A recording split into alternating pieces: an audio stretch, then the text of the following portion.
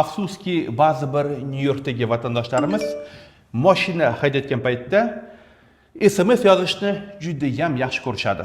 Xo'sh, agarda shunday vatandoshlarimiz avtohalokatga tushib qolishsa, qanchalik mana shunday SMSlashuv ularga qimmatga tushib ketishi mumkin? Ushbu savol bilan biz Nyu-Yorkdagi Gabriel Law deb nomlangan kompaniyaning vakili vatandoshimiz Baxtiyor akaga murojaat qilamiz. Marhamat.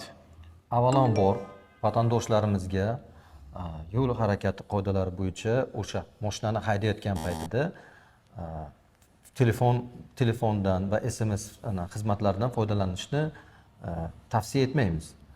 Agar o'sha avto aksidentga uchrab qolsa, o'sha agar uni avto avariya holatida SMSdan foydalanganligi tasdiqlansa, bu og'irlashtiruvchi holat deb hisoblanadi.